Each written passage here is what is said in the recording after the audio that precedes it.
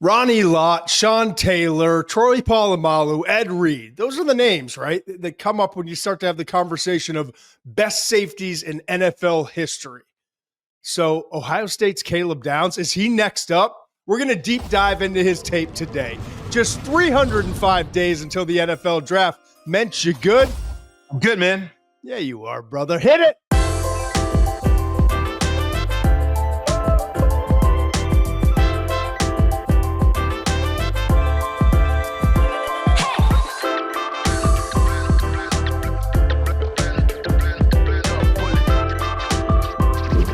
Got yelled at for thanking everyone, but thank you for being here. Thanks for joining us. It's the summer. There's a lot to do. There's swimming, there's hiking, there's biking, there's all sorts of fun stuff.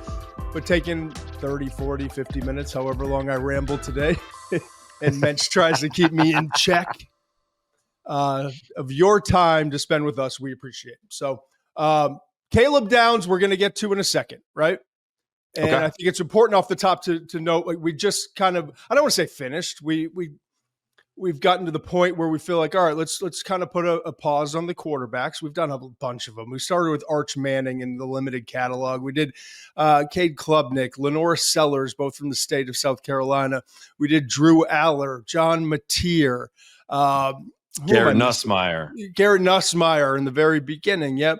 And so on and so forth. Oh, and Sam Levitt, Arizona State. So we've gotten to a lot of the top quarterback prospects, guys that we think could be in 2026, guys that maybe return and are in the 2027 NFL draft class. But we're now kind of going to just break off from the quarterbacks and hit a few different top prospects at positions, and it will allow us to kind of give a little appetizer, just a little sneak peek into maybe some of the other players at those positions. So honestly, from what I saw in college football last year, and just studying a little bit of Caleb Downs, actually studying a lot of them, but unintentionally, with the 8 or 9 guys that were drafted from that Ohio State defense from a year ago, saw a lot of them, right?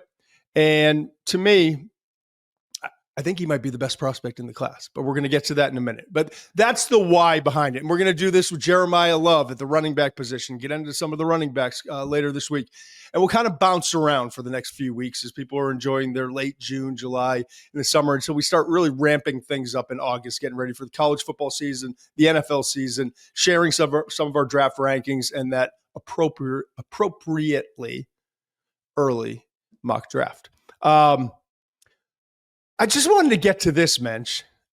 Okay. You know how I am. I kind of bounce around sometimes, right? Yes. I've seen a few things on Threads, on X, about Brian Daboll and Jaxson Dart and how Brian's really encouraged. Now, granted, it's like, mini camps but like obviously getting to spend quality time knowing he's your quarterback, not as one of many quarterback and prospects at any position, but like, he's mine now. He's in the building. He's got our playbook, and how encouraged he's been. Now, coaches aren't going to come out and be like, we made a mistake, man. We shouldn't have traded up. Got the wrong guy in June. Probably will never say that, but especially in June after the April draft. But it seems like people are kind of reporting and getting – go ahead. Yeah, you also hear things too where you hear stories about guys talking about players looking back and saying, we knew we had something in minicamp. People are always like, they're overblowing it. But then you hear stories of GMs talking about players and saying, as soon as he got in the building, we had a feeling that we had made the right decision or we had made the wrong decision. And if they felt like they made the wrong decision at this point, they're not going to come out and say we got the wrong guy, but they're not going to come out and endorse them either. So it got me thinking, when are we going to see Jaxson Dart start a game? Okay. And I'm like, I'm not normally this guy. And I'm you're turning into this guy a little bit lately, and I like it. I'm here for it. Maybe a little bit. I guess because in the last few drafts, we're starting to see the NIL, the transfer portal, guys coming out with 55, 57. Like I wrote it down here because I constantly say, well, he had, a lot of starts in the 50s and the low 60s. I wrote it down finally. I've been promising that I would. Jaden Daniels, 55 starts at ASU and LSU. Okay. Bo Nix had the FBS record at the time, 61 starts, Auburn and Oregon. Cam Ward from this last year's class, 3 different stops, Incarnate Word, right? Washington State and Miami for his final year, 57 starts. So they're all in that 57 to 61 start range. So when they come in the NFL, and not only do they start right away, but they have a lot of success early on. Well, at least obviously in the cases of Daniels and Bo Nix from 2 classes ago, and we'll see what Ward does. But we know Ward's going to be the week 1 starter. My point is, like, all right, so where do we consider Jaxson Dart? And we obviously know that they brought in Russell Wilson, the Giants did. We know that they've got Jameis Winston as well. But where do we, like, I guess on one end of the spectrum, you're always like, you don't want to throw him in the fire too early. And then with Dart specifically, during the draft talk, we talked about Lane Kiffin's offense, and like it's a phenomenal, one of the best offensive systems, and he's one of the best offensive play callers in college football. He exploits college defenses and defensive backs and back sevens that maybe can't adjust to what he's doing. And as a result, it's not like Jaxson Dart can't. It's Jaxson Dart is fortunate to be in a situation where there's some predetermines and some not a ton of concepts, but the concepts they run, they do with a lot of different shifts, motions, alignments, all that stuff. So that's kind of like an abridged version of the conversation we had. Like maybe Jaxson Dart with 38 starts, not 55, like Jaden Daniels, not 57, Cam Ward, not 61, Bo Nix, just going through the last couple classes. Maybe he'll be best off sitting for a year. Then I go back to Drake May. Drake May had 26 starts at UNC. Everyone said in the Patriots organization, we're going to sit him for a year. We're going to do it the right way. There's no chance we're going to play him as a rookie. This is we're rebuilding all the right things. And we've seen this is like old as time. First round quarterbacks always wind up starting in year 1. Almost always. Patrick Mahomes is the last one I can think of off the top of my head. And I'm sure there's other examples between them, but like Patrick Mahomes is the last one who like truly got a year to sit behind Alex Smith and develop. And he needed it. And it was one of the best things that happened to his career. And he'll tell you that first and foremost. But Jaxson Dart, 38 starts in a system that does translate, but gave him a lot of the cheat codes. Drake May with 26 starts in a system that didn't, like, remember that offense when we studied Drake May, like a lot of RPO stuff. It just wasn't an offense that translated very well to the NFL. Well, he started week 6 for the Patriots against Houston, October 13th. Okay. So like, I look at that and I see the other guys with 50s in the 50s and 60s with starts. Now you got Drake May, maybe a better, more applicable comp with the college offense, fewer starts. But Dart's offense is more transferable to the NFL. He had 12 more starts in college than Drake May did. And you're in a division with Jaden Daniels, Dak Prescott, and Jalen Hurts. And what happened with May was, he was thrown into the fire with a shitty offense and a system that wasn't awesome and all of the things. And he got banged up and left the game 2 different times, I believe, with head injuries. Okay. But we know what we got if we're New England. And more importantly, Drake May has, like, I think double-digit starts to go back and study and self-assess and learn from his mistakes and learn what he likes most and start to read defenses with him in that tape, not with another quarterback in that tape. And what are the tendencies he showed? What are there's a lot to pick up. That's why everyone here in New England is so excited about the future of Drake May. Well, they didn't win a ton of games. Like, his numbers weren't phenomenal, but like, we all saw it. And most importantly, he got to see it. And now the teammates got to see it. And they looked to him for leadership going into year 2. So we got the clock started on Drake May. It wasn't about winning necessarily last year. It was about getting the clock started a little bit earlier because we're in a division with Josh Allen, and we're in a conference with Josh Allen and Joe Burrow and Lamar Jackson and Justin Herbert and Patrick Mahomes, obviously. So we got if we're going to compete with the big dogs, we got to get our young pup growing up fast. So I throw it to you, Mr. Muench. What do you think, man? I would start by saying they are different situations. What New England had was Jacoby Brissett, and I'm taking Russell Wilson over Jacoby Brissett every day of the week. I don't know if everyone feels that same. And you cannot love Russell Wilson. I get that. But Jacoby Brissett, I think, is not as good of an option. So we'll go there first of all. Then you had a rookie head coach in Gerard Mayo who was trying to replace a legend, I think was under a lot of pressure to make decisions. So I think there's a stronger argument that Dart won't start. But I see the path for it. And do you want the week right now? I'll give you the date and I'll tell you the path. Well, I reached out via our main man, Tucker. I've reached out to FanDuel, as I always do. They make fun of me because of Todd's odds. I always love these hypotheticals. And they were like, yo, calm the fuck down. Again. Yes. How many times do we have to tell you to calm down? It's June and we don't have a number and we're not ready to go to I think the line was not ready to go to market, but for the sake of this conversation, this is why I love FanDuel. Our partnership with FanDuel, yes, they keep the lights on, but also could it be a better partner? No, to get information awesome. like this, at a, right. So they appeased me and appeased us on the show. And they said 7.5, game 7.5. And there's a reason.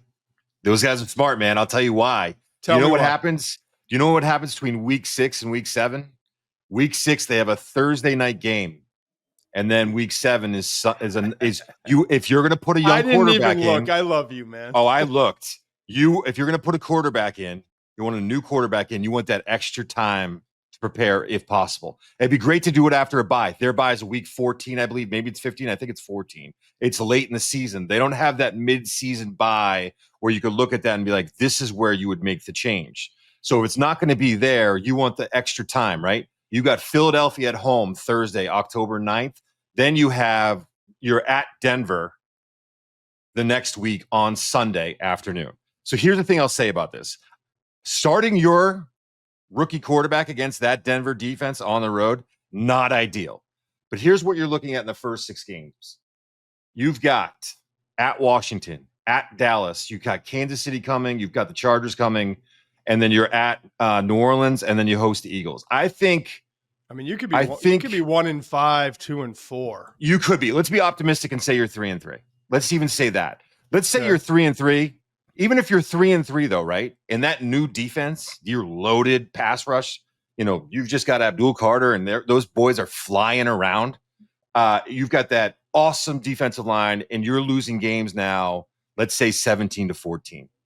Mm-hmm. You're looking at that, and you're saying, man, we're competitive right now, and we are not that far away, and we're only putting up 17 points a game. We're only putting up whatever amount of points a game. What harm could it do, really? Hey, we're losing by this much.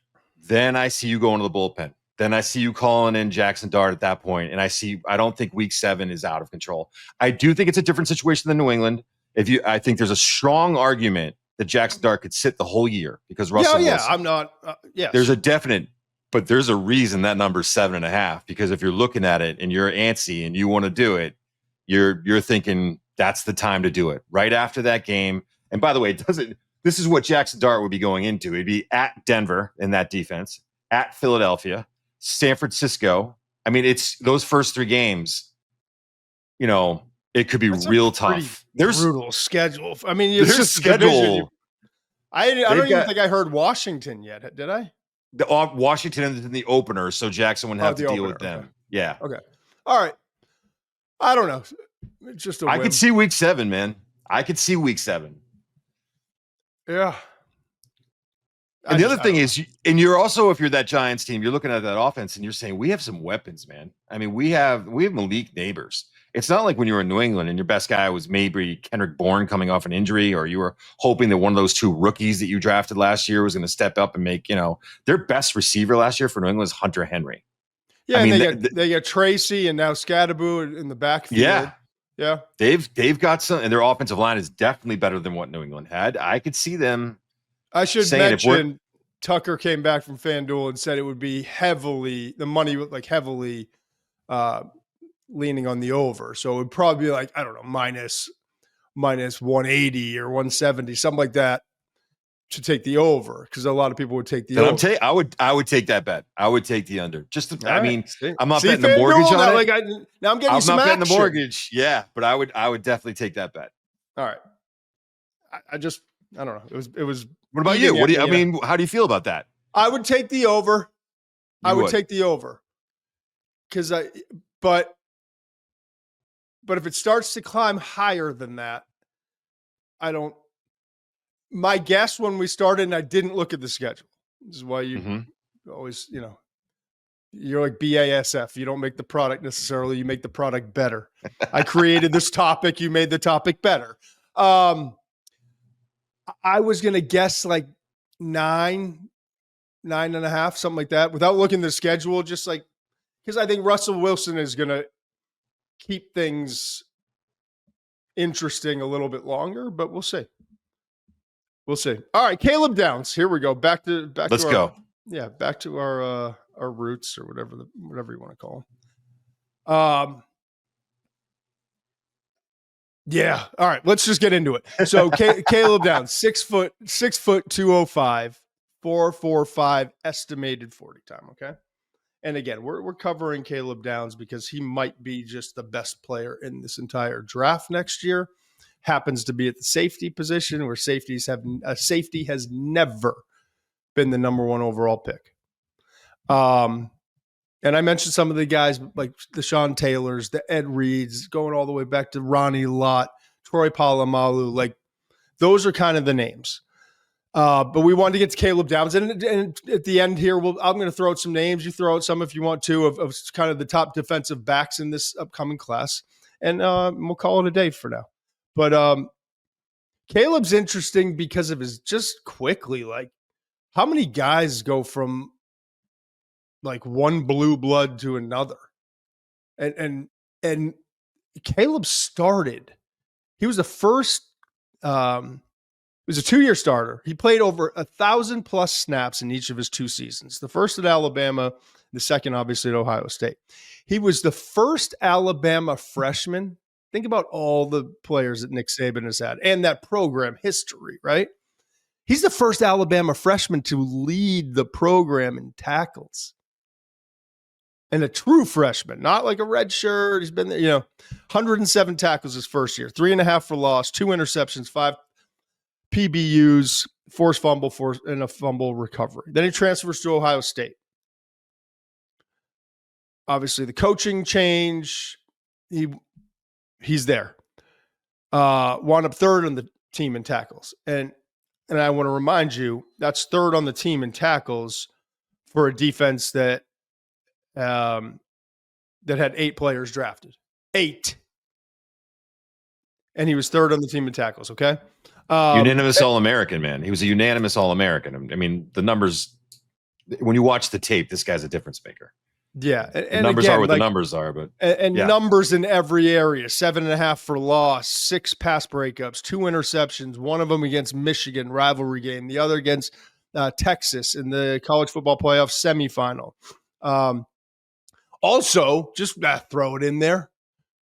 Oh, by the way, he averaged 16.3 yards from 6 punt returns, one of which he brought back to the house. So this guy does and then I'm always looking like what's the character, the makeup, the work ethic. Like, he's like the 1%. Yeah. What about the family? His dad was an NFL running back. His older brother is Josh Downs, for the receiver for the Colts. His uncle's Dre Bly. I mean, these aren't just guys that play in the league. These guys were playing in the league for a while. These are dudes. It's like you're going down the boxes and it's check. Even the side, tell me about this too, because it's tough to do this when you're watching tape. But when you're looking at his frame and it says 205, he carries his weight really well, man. He is a compact build. I mean, he's 205. If you had told me he was 215, I would have believed you. He looks a little heavier. He doesn't move like a heavier safety, but he hits. He's got some thump, and he looks like a heavier safety with the way he plays. All right, let's play my favorite game. Twice a week, I get to play it in the summer with Muench. The position-specific traits game. I'll remind everyone. I'm sure if you're a loyal follower, you're like, shut up, McShay. We know. It's like playing golf. The lower the score, the better. But it's a 1 through 5 scale. 1, excellent. 2, good. 3, average. 4, below average. 5, marginal. You're not going to hear many 5s. Probably no 4s with Caleb Downs. But let's rip through them. We got 4 position-specific traits for defensive backs. And I'll let you go first, and I'll counter with what my grade would be. Complete surprise mention. I haven't talked a lick about any of this stuff. All right, first one, instincts and recognition. What's your grade? 1.5. I went 1. We'll get into that. Coverage. Yes. Coverage. I went 1.5 again. I did 2. Ball skills. 2. You're right, I'm wrong. You went 1, didn't you? 1.5. And then I saw a few things in Oregon. We'll get to it. Yes. Right? That was the game, yeah. I think I forgot I had put that grade in as I was like 3/4 of the way done, just so I had it. And I got to start. I'm actually going to make a note. Hey, Dan, the McShay report comes out tomorrow.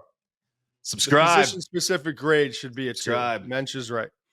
Oh, yeah. By the way, today we had a quarterback roundup, kind of in depth, man. Yeah. It was in depth. Yeah, it went a little bit. It's good. Dan asks questions, I answer, So it's actually kind of a cool piece. If you're not subscribing, just Google the McShay report. You can subscribe. There's a bunch of stuff you get for free. There's some stuff you got to throw some scratch at. It's going to be worth it. Easy for me to say, but I believe in what we're doing. And I think you will too when you get it, when you check it out. If you love this game and you love it, if you're watching right now, you probably want to subscribe. It's the best way I can put it. We had the article come out today, kind of a synopsis on all the quarterbacks we've done, kind of some of the updated grades as we go through and compare and contrast. And also I just gave you a big sneak peek into what our process is for Steve and I every offseason, why we pick certain players, what can change, what are the skill sets we look for, all that stuff. So check that out there. Go ahead. This one was a good example too. If you think that you could just watch the show and you're getting everything that's in the McShay report, this is a great example of one of those pieces that you're not. There is stuff that's just in there that, when you're sitting down, you're writing and Dan's asking you questions. There's material that's in the McShay report that you're not going to find on the McShay Show. This isn't something that, we're just, he's trying to sell you something he's already given you. That's just not the case. Thanks, man. And then tomorrow, this is kind of serving as a preview. Tomorrow morning, when you get up your inbox, it's right in your inbox. It's so easy. Tomorrow in your inbox will be the full breakdown of Caleb Downs and God knows how many plays, 50 plays it felt like I did. Every specific play that stood out to me and kind of notes on it. So there we go. So instincts recognition, I said 1, you said 1.5. Coverage skill, we agreed 1.5. Ball skills, you said 2, I said 1.5. You're right. I'm at 2 with you. Run support is the final one. Position specific grade. What's your grade? 2. Okay, I went 1.5. I like how you have to look down like you didn't know. You look down like, what did I have? I'm looking down. I'm 3 steps ahead. I'm 3 passes ahead here. I'm trying to make sure I'm going the right place. All right, man. Gave the backdrop, gave the grades. You get started. I came in a defensive position because one of our listeners, when we were talking about Caleb Downs right after the draft and in the way too early mock, dropped that's way too early for a box safety. And I came into it thinking, you know what, maybe I'm going to humor this and say, is this guy just a box safety because I love what he does in the box? We'll start there, right? I love when he plays close to the line of scrimmage. And why do I love it? Because I think he absolutely can erase tight ends. I think he matches up so well with tight ends in coverage. His ability to stay in their back pocket, the way he plays the ball against them. I think when you look at how he was against Tyler, I mean, listen, he played against Tyler Warren and Terrence Ferguson and some other really good tight ends last year, and he played really well. Would have loved to have seen the Colson Loveland matchup. Obviously, Loveland didn't play in that game, but again, erase his tight ends. I think he's really good against the run close to the line of scrimmage. He gets stuck on blocks, yes, but he's aggressive. He's quick. He had 7.5 tackles for loss last year. So I get why people will look at him and say, well, he's a box safety, or if they want to play him, play him up a little bit, which they did. I think Ohio State did that a fair amount last year to get their best players on the field and play their best schemes. But Caleb Downs is not just a box safety. This guy's an interchangeable dude who could play high. Go back and look at the pick he had against Mississippi State when he's a freshman at Alabama, and he's reading the quarterback. He's getting off the hash. He's tracking the ball, and he's plucking the ball out of the air. This guy can cover over the top. He can do all of those things. And when you see him, Phil, when you see him run the alley, when he's coming from that high, from a high safety spot, he gets downhill in a hurry. He is quick. He closes well. He breaks on the ball well. He has all of those things. This is a guy I think can play anywhere you would ask a safety to play. Yeah. What year was Ed Reed drafted? I can find out right now for you. 2001? I didn't go back that far, but I was looking at the... All right. I think he has the best instincts and recognition skills of any defensive back I've evaluated since 2002. 2002. Okay. Yep. Now, it was early in my scouting career at that point, but I remember distinctly being like, this cat's different. And then you hear about like the Tom Brady and the Peyton Manning stories of like they had him beat. There's no way. Like there's no way. And then like having them like after the fact go like, what did you see, man? What did you see? Now like I'm not running away with this thing and being like he's the next Ed Reed, definitely. But I am saying like there's some things that stood out on tape about him with his instincts and recognition. And is he there yet? No. But here's what jumped out to me.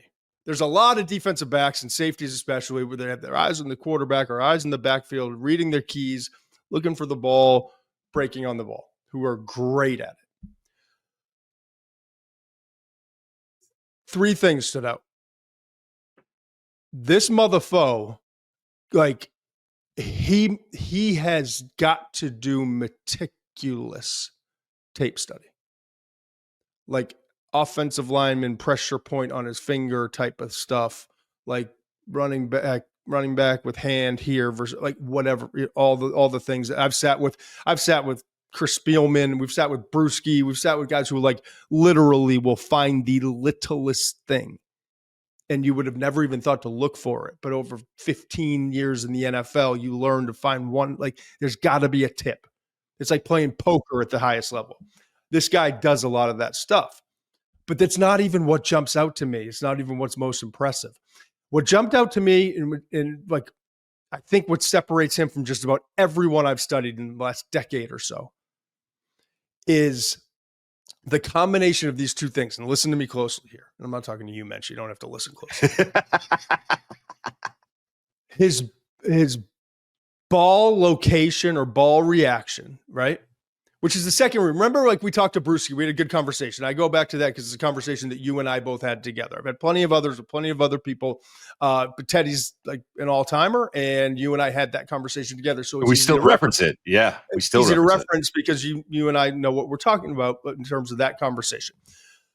Where it was like you have 2 reads as a linebacker or safety. The first one is your key, whether it's a guard pulling, whatever you're looking for in the snap of the ball, and that's like okay? And that's going to get you to kind of go drift one way, head in that direction, whatever your responsibility is, it gets you that first step. The next read is the ball location or ball reaction, whatever is being coached, whatever terminology, phraseology. And that's like, so how many times do you watch guys on tape where he reads his key, that first step is right, but then there's this like pause. You know what I mean? With Caleb Downs, there's no pause. In fact, he gets started and trusts his eyes so much that as he's going, like he sees it and then trusts his eyes. That's the second part. It's one thing to read your key. It's another, the ball location. And then it's a third thing to be like, I am certain that's it. And then to not be wrong.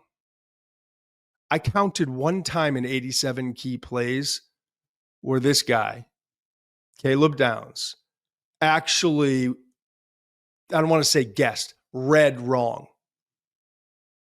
There are a couple, we'll get to coverage and some things over his head, all that stuff. I'm talking about like read key, ball location. He's got the quickest trigger I've seen in a long time. I mean, it is lightning quick. What is that? It's everyone can read a key, but then the second part is ball location, locating the football, which is a hard key to read with a bunch of 300-pound plus people going this way, that way, and your 280, 290-pound guys going this way. In these schemes where there's all these magic tricks. Look over here. Look over here. The RPOs. Yeah. Yes. Yeah. Look at my right hand while I fuck you with my left hand. You know? It's true. Sorry. It's true, though. But he's got those two. But then there's a third thing to absolutely explode with confidence and like no doubt in your mind. No hesitation. Free. And he plays violent and he plays aggressively. He's vicious. He's like an offense, like he's like a terrorist to offenses. And so you combine all those things, and that's why like he just blows up more plays than I remember. What was it? Jalen Petrie, right? We talked about him, but he did one thing. He hung around the edge. And he came off the edge and he blew things up. This guy does that, but then he's 7 yards off the line of scrimmage in that kind of like a reduced safety role, but like kind a of robber, like kind of, yeah. Yeah, right. And then he'll be just cheated up as a typical strong safety in the box. Then he'll be too high safety look. And wherever he is, if that plays in front of him, gets there faster than anyone we've seen in years, Muench. He does. I agree.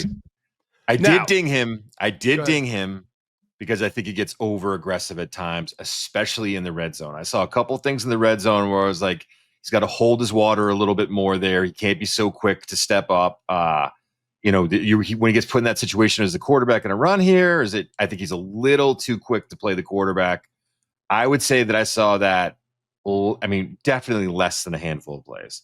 But if we're talking about elite, I was the only reason I gave him that 0.5. Because, again, the trigger is unbelievable. It is the quickest trigger. I don't remember seeing anyone. We talk about like load to arrival with quarterbacks. We just spent a lot of time, like 3 weeks on quarterbacks. The load to arrival from like the millisecond that a quarterback has made the decision, I'm going here, I'm going with it, to when the ball arrives. His load to arrival as a safety is like, different. Like you'll watch him. If someone asks you, can you explain it to me? All I would do is put on 5 plays and then put on 5 plays of whatever other safety you wanted to look at, and you'll see it right away. It's something that's easier to see than to explain, really. I feel like he's not the biggest dude. There are definitely plays. I've got a handful of plays. I'm not going to waste people's time. Go read the McShay report. I got a really specific play breakdown. It shows all the positives, the negative. There are some plays where he needs to take on and he can't. His size shows up kind of inside and around the box. Even a couple times like bigger receiver. But like even there was what game was it? Was late in the season. Tyler Warren got him one time. He got him one time on the ISO, but then it was a 3rd and 9 play. Play later on my breakdown, and he goes and he fights off the rub. Warren, that's exactly what you were talking about, though, by the way. I'm glad you brought up that play because it's a great example of the film prep. He understood how Penn State was going to run that route combination, and he knew if he played over the top, he would still have enough time to get there, close, make the tackle, and put his fist up for 4th down. I mean, it shows how he knew exactly how to play that route combination in that situation. Yeah, there's a I was going to look through this. There's a nice combo of plays where he makes a mistake and he gets stuck on a block on like a screen to the outside. I thought it was Notre Dame, but I'm looking through no, it was Texas. It was Texas. Okay. 13:04 third quarter, takes an inside angle working over the top of a wide receiver's block, taken out of the play, not like him, but definitely a coaching moment. That's what I put in my notes. Then like 6 minutes later, game clock later, 6:34 third quarter, this time shows patience versus the screen. We're talking in-game, same quarter, learn from mistake, and instead of like flying in, coming in too hot, he's patient with it, feels out what's coming, where am I going to get, where's the trap? Because with all those screens, there's a trap. They're trying to get you to walk into the trap door. And so he kind of patiently waited it out, came in and on balance, and stayed on block and made the tackle. I said in-game adjustment, exclamation point. Like, so it's little things like that with Caleb that I appreciate in his game. Coverage I wanted to get to. The ball skills, let's come back. The reason I changed to 2, you at a 2, he didn't have a ton of interception opportunities throughout the vast majority of the season. Here's what I do love about his ball skills. I think he takes great angles. I think he has really good body control. And a lot like Jahdae Barron, when the ball's like that last, it's kind of like the point of no return, or like, it's like the telling moment. Ball's come like 2 feet away. You're coming in. Can you control your body so to not interfere and get penalized enough, but still reach around or get your hand where it needs to go? And how quickly can you do it? I think he's like his hand quickness, for lack of a better phrase, like his like reaction skills, hand-eye coordination, and then the body control to kind of work around guys, really good. I love that about his ball skills. And that's part of it. The angles you take, undercutting routes, getting your hand up at the last second, not making contact. Those are all like confidence when the ball's in the air. I thought he was great. I think he's great when he's coming forward playing the ball. And we'll get to coverage in a second but there's a lot of similarities.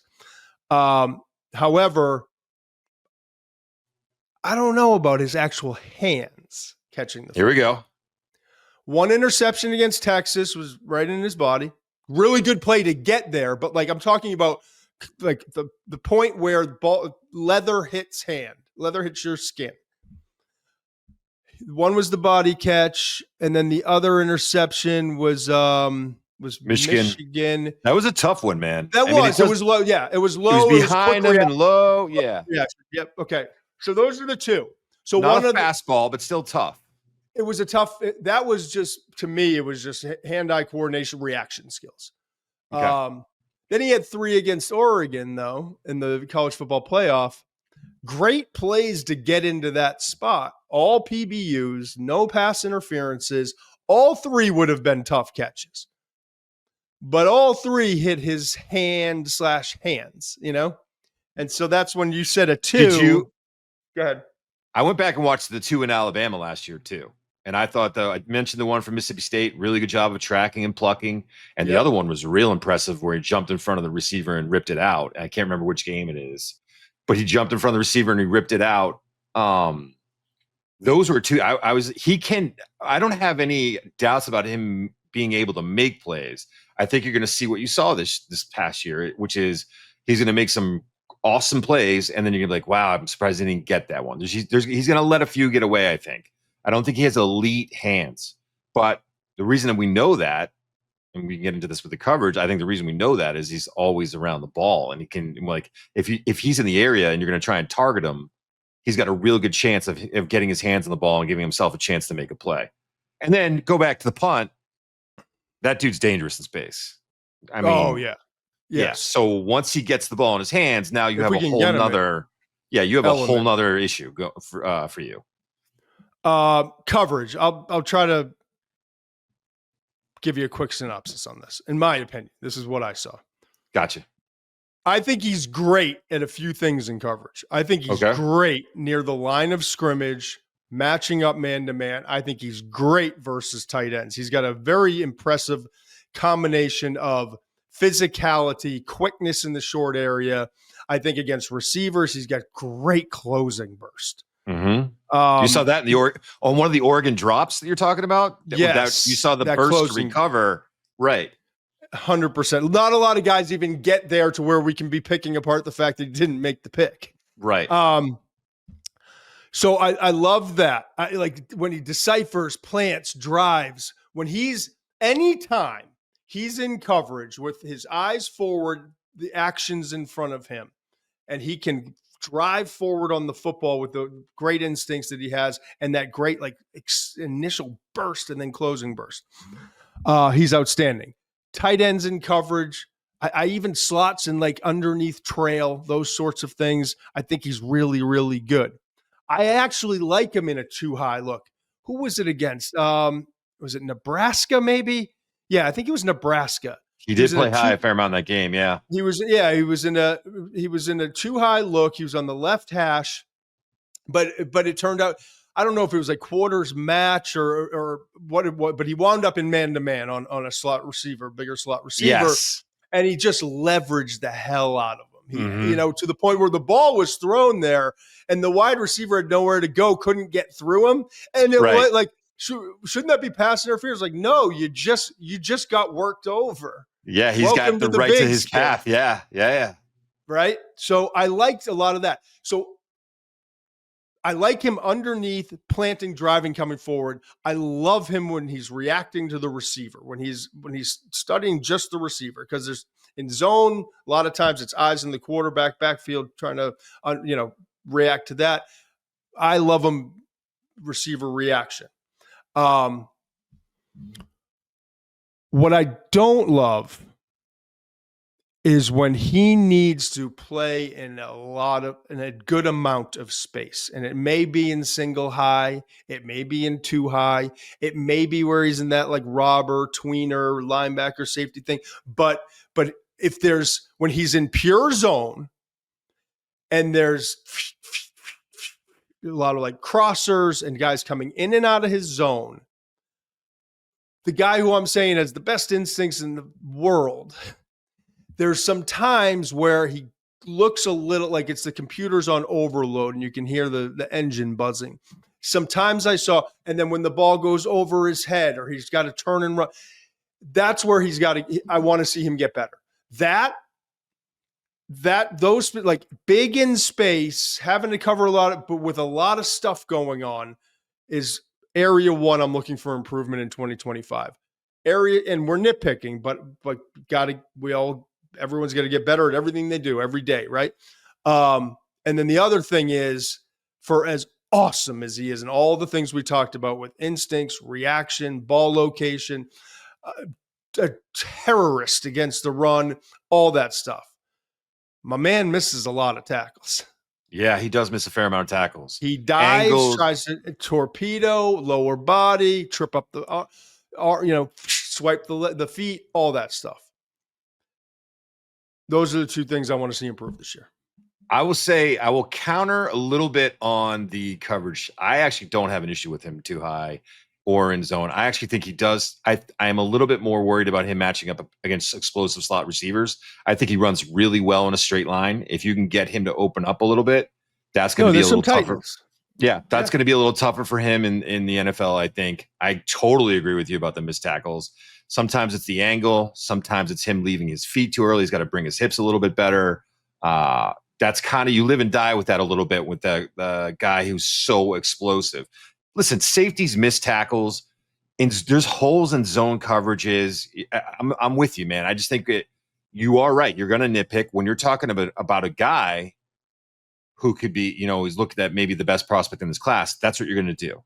Is he that special because he is a safety? So now you're going to get into where are the weaknesses, where are the flaws, and you're going to start talking about this a little bit. Yeah.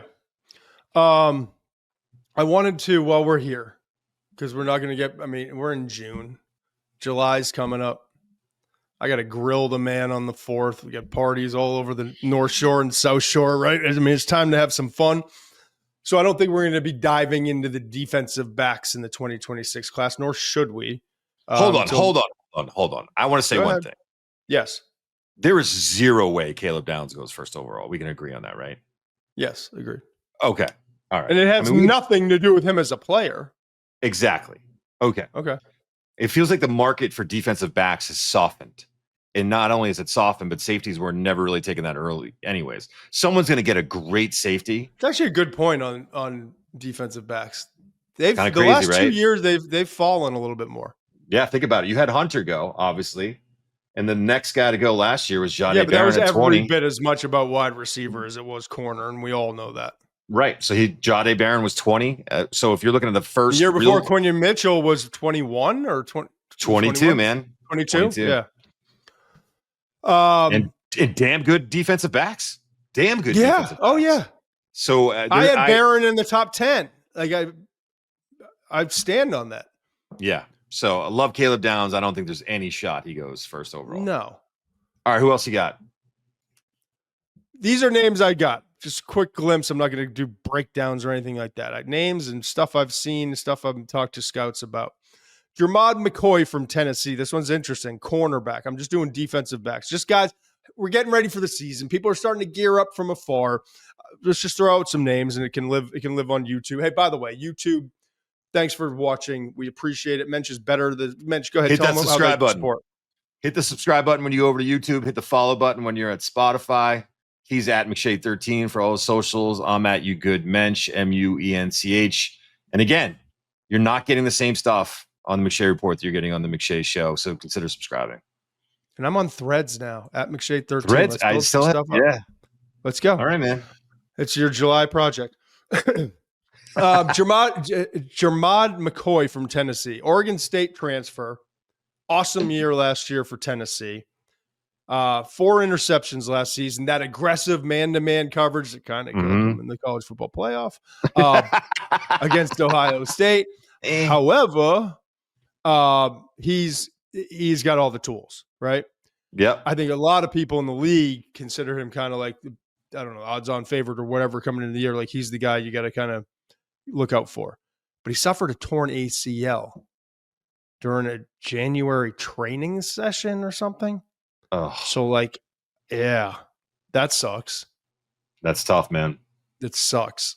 So we have to see, obviously we're pulling for McCoy and rebounding, but don't know what that's going to look like this season. So beyond Jermod McCoy, Avion Terrell from Clemson, another Terrell, got to get stronger, but he's kind of a crafty, smart corner, movement skills, speed to be an early round draft pick. Okay.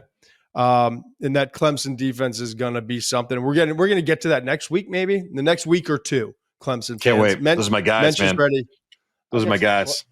I got some Clemson gear in the house too. I got some stuff sent. We're going to a Clemson game. You're a double Asian, man. That's why you've been giving me such a hard time. That's why I've been baiting you, bud. AJ Harris is an interesting one from Penn State, 6'1", 184. Former 5-star recruit. Went to Georgia, transferred. This Penn State's loaded again, Mensch, and the DB group is going to be is projected to be outstanding. He could be the best of the bunch. He didn't have a ton of stats, like 5 pass breakups, 1 pick, but was all Big Ten honors and all that. So I think AJ Harris is a name to get to know. Damani Jackson from Alabama, 6'1", physical, 195-pound corner. He's a name to watch for. Jair Hill from Michigan, tabbed in like the next. Michigan's always got a DB. Rod Moore, Michigan. That Rod Moore, safety last year. Yeah, Malik Muhammad from Texas is on the list. By the way, the national Blesto list coming out. Names that kind of keep an eye on, right? Malik Muhammad from Texas, as I said, 6 foot, 185. Really instinctive, aware, kind of going to step up, I think, in that Jahdae Barron role this year. We'll see how that works for him. And then Dylan Thieneman from Oregon, the safety. I think you're saying that right. And Kamari Ramsey from USC, both safeties. So that's about, I don't know, 7, 8, 9 names. Keep an eye on. Name that I felt it was hot going into last year, and I know he had a down year, but he's an interesting player because of the frame. And that's Takario Davis, who was at Arizona, and now he's going to Washington. And I feel like no one's talking about him anymore. He's a pterodactyl. He is 6'4", and I mean, he is long. And with that frame, you get some tightness, and I get it. But he could be a guy that people aren't, maybe forgotten about a little bit and has a strong year and can move up. I'm not saying he's one of the top corners in this class right now, but just it's a name to keep in mind. Okay. To keep in mind. All right, this is fun. It's awesome. Finally got to talk about our guy. Get away from the quarterbacks for a minute. I love the quarterbacks, man. That was great. It was. Don't get me wrong, but this feels good to get away from him for a second. And we're not talking offensive guards yet, but that's all. It's fine. I get it.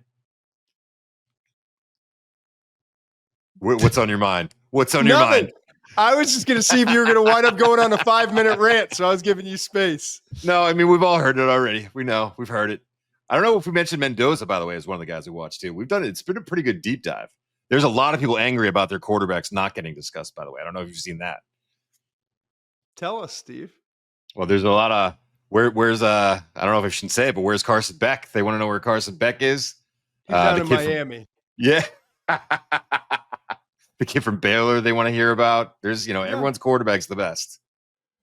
I did sneak in a quarterback today. Jaxson Dart, even on a day we're talking about defensive backs. So, yeah. Let's get out of here before we wear out our welcome. We appreciate everyone. We'll see you on Thursday. Jeremiah Love, Notre Dame. Can't wait. Running back class. Can't possibly stack up with last year and 25 backs taken, but we'll talk about it all on Thursday. See you guys. Must be 21 plus and present in select states. For Kansas, in affiliation with Kansas Star Casino, or 18 plus and present in DC. Gambling problem? Call 1-800-GAMBLER or visit rg-help.com. Call 1-888-789-7777 or visit ccpg.org/chat in Connecticut or visit mdgamblinghelp.org in Maryland. Hope is here. Visit gamblinghelplinema.org or call 1-800-327-5050 for 24/7 support in Massachusetts or call 1-877-8-HOPE-NY or text HOPE-NY in New York.